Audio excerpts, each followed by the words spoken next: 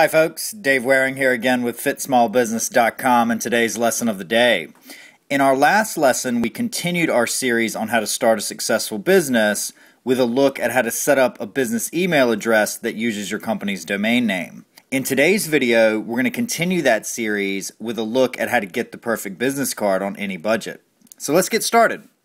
Meeting people and talking in person is a must for most types of businesses, especially local businesses with physical locations. Even for businesses like mine, which operate 100% online, meeting people and talking in person is still one of the best ways to form partnerships, get advertising deals, and more. Here are 7 steps that you can follow to make professional-looking business cards on just about any budget. Step 1. Decide what information you want on the card. At a minimum, you want to have the following information on your card: your business name, your first and last name, telephone number, email address, and website. Here are some additional things you might want to also consider adding. Your logo. Whenever possible, you want to keep the branding the same online and off. Your physical address. If you have a local business with a physical presence, then adding your location information is a no-brainer. If you operate 100% online, however, then you may prefer to use that space for other things like your social media profiles. Your title. Company tagline. Consider adding a short sentence which lets customers know that you are the one for the job. I've included a link in the resources link below this video where you can learn more about creating taglines. Social media accounts like your Facebook and Twitter handle. Fax number. Most people don't use faxes anymore, but if they still do in your line of business, then you should consider adding it. Your picture. If you operate in a line of business like real estate or insurance sales, where you and your business are one and the same, then using your picture is not a bad idea. Step 2. Decide on the type of design, flashy or traditional. As Leonardo da Vinci once said, simplicity is the ultimate sophistication. That was also an early slogan in Apple, by the way, so I would think twice before choosing a flashy business card design. If you have professional help, then integrating your company color scheme and logo into the design is something you should consider. If you're designing the cards yourself, then it's hard to go wrong with a white card with black typeface, which is what we use for our cards along with our logo. In this step, you also need to consider shape.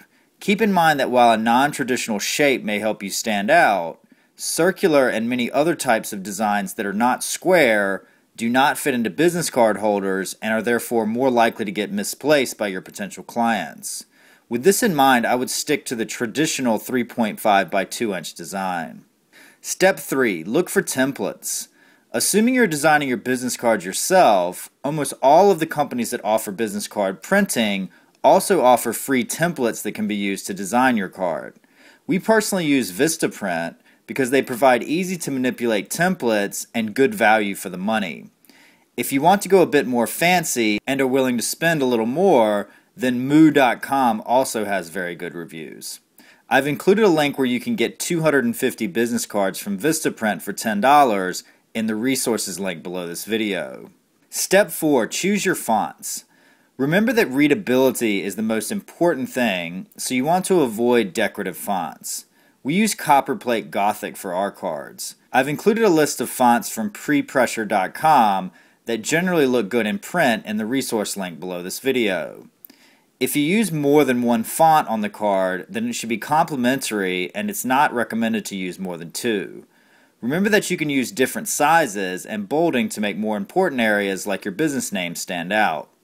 When in doubt, use whatever the default font is in the template you're choosing. Step 5. Add your info and logo. If you're using Vistaprint, then you can very easily upload an image file of your logo and crop it so it will fit in the area reserved for your logo on the card.